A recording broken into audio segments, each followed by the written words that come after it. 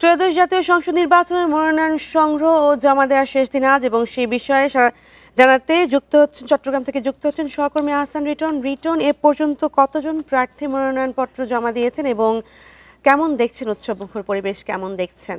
দেখুন, আজকে সকাল ৯টা থেকে চট্টগ্রামের যে জেলা প্রশাসন এবং বিভাগীয় কমিশনের কার্যালয় রয়েছে সেখানে রিটার্নিং কর্মকর্তার কাছে আসলে আমরা দেখেছি ৮ থেকে ১০ জন প্রার্থী এখন পর্যন্ত তাদের যে মনোনয়নপত্র সেটি জমা দিয়েছেন। আমরা দেখছি আজকে সকালে এই যে জেলা প্রশাসনের যে চত্বর আপনি দেখছেন সেখানে কিছুটা শুনশান অবস্থা ছিল।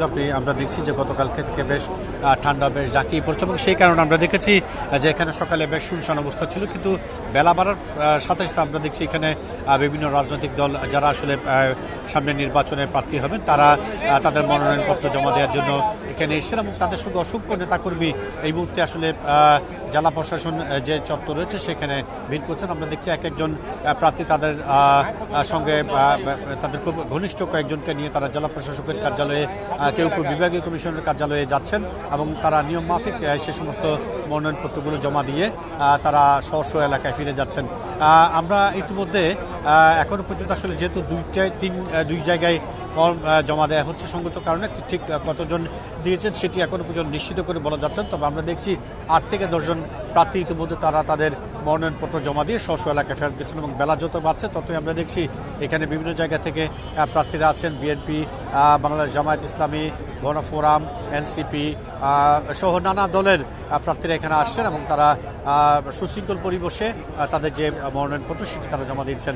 আমরা গতকাল পর্যন্ত যেটি দেখেছি সেটি হচ্ছে অন্তত 268 জন প্রার্থী, বিভিন্ন দলের প্রার্থী তারা আসলে মনোনয়নপত্র গ্রহণ করেছেন এবং আজকে যেহেতু মনোনয়নপত্র জমাদানের শেষ দিন এবং সেই কারণে আমরা দেখছি বেলা যত বাড়ছে ততই প্রার্থীরা আসছেন এবং সুন্দর একটি পরিবেশে তারা তাদের মনোনয়নপত্র জমা দিচ্ছেন।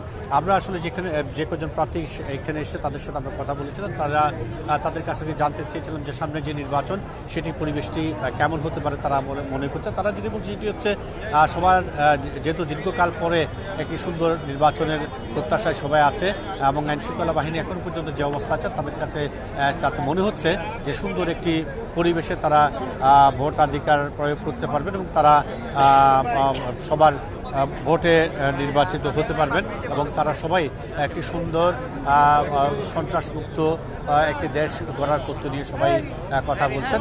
তারা বলছেন যে কোনো প্রার্থীকে কেউ আসলে ছোট কিংবা বড় করে দেখছেন না, সবাই মনে করছেন যে আসলে সবাই নিজ নিজ যোগ্যতা নিয়েই নির্বাচন করছে। সঙ্গত কারণে সুন্দর একটি পরিবেশে ভোট হবে, সেই ভোটের মধ্য দিয়ে মানুষ তাদের যে পছন্দের প্রার্থী তাকে বেছে নেবে। এ হচ্ছে চট্টগ্রাম থেকে আমার কাছে মনোনয়নপত্র জমা দেওয়ার শেষ দিনের এখন পর্যন্ত সর্বশেষ।